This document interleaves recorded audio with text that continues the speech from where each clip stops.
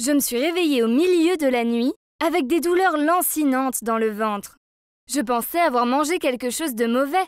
Alors j'ai couru à la salle de bain, pensant que j'allais vomir d'une minute à l'autre. Mais rien ne s'est produit. J'avais 15 ans et je n'avais pas eu mes règles depuis 2 mois. Alors quand j'ai parlé à ma mère de mes douleurs, elle a dit que j'étais peut-être enceinte. J'étais choquée, au début, parce que je n'avais jamais eu de petits copains. Et deuxièmement parce que ce serait impossible. Non, c'est très gênant. Parce que j'adore aller à la plage. J'habite dans un village de pêcheurs aux Philippines. Et je passe la plupart de mes week-ends à nager. Mais quand mon ventre a commencé à s'arrondir, j'ai paniqué. Et n'arrêtais pas de penser que j'étais peut-être enceinte. Ma grand-mère a remarqué que mon ventre devenait de plus en plus gros et m'a raconté qu'il y avait une légende dans notre village disant que si on se baigne pendant nos règles, on peut être béni par le dieu poisson. Et on tombe ensuite enceinte. Elle a dit que tout le monde connaissait la légende du dieu poisson et qu'il fallait que je fasse plus attention. Quand elle m'a dit ça, je la fixais avec étonnement. J'étais bien allée nager avec mon amie Jasmine une fois, et quand j'avais mes règles, oh mon Dieu! Et je me souviens avoir eu un mal de ventre bizarre juste après. C'est pas possible! J'ai couru chez Jasmine pour lui dire que j'étais enceinte et que le père était un poisson. Au début, elle a simplement rigolé. Mais elle a ensuite dit que sa grand-mère lui avait raconté cette légende aussi, et que c'était pour ça qu'elle ne se baignait jamais en ayant ses règles. Je lui en voulais. Pourquoi ne me l'avait-elle pas dit? Elle savait que j'avais mes règles ce jour-là, et elle m'avait laissé me baigner. Je n'avais pas fait attention en le disant à Jasmine, et un garçon de notre établissement m'avait entendu. Vous pouvez vous imaginer à quel point la nouvelle s'est répandue rapidement. Et très vite, tout le monde parlait de la manière dont un poisson m'avait mise enceinte. Je paraissais comme une sorte de monstre. Et les gens ont commencé à venir chez nous, pour voir si la légende du dieu poisson était vraie. Il y avait même une vieille femme qui avait attendu devant notre porte toute la nuit pour être la première à voir ça.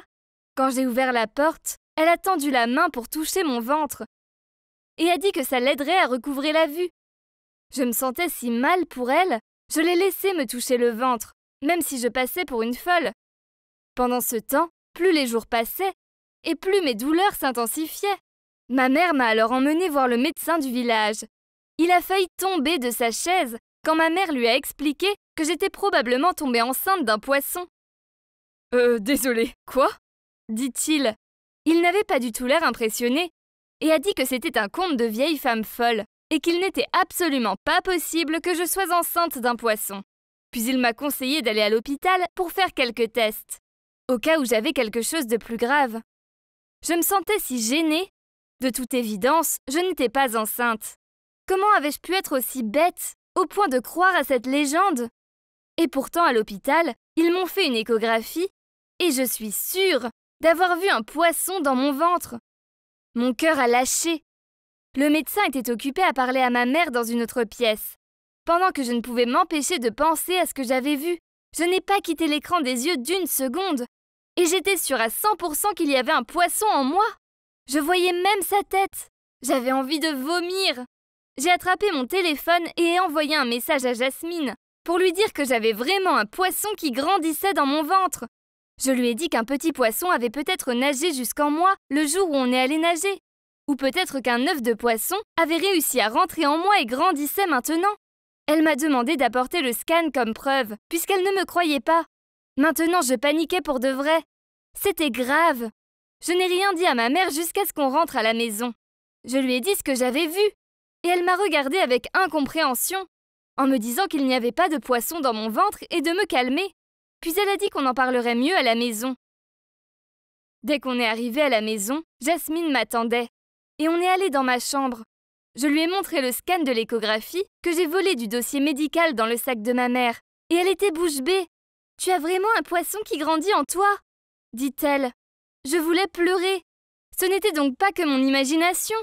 C'était pour de vrai. Après avoir paniqué pendant un temps, ma mère a demandé à Jasmine de rentrer chez elle pour qu'on puisse parler en famille.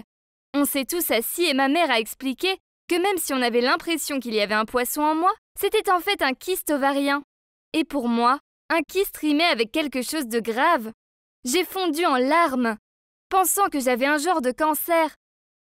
Mais ma mère m'a assuré que tout irait bien. Je fais maintenant des contrôles réguliers pour être sûre que le kyste ne fait pas de dégâts permanents. Et j'espère qu'on pourra économiser assez d'argent bientôt pour que je me fasse opérer pour le retirer.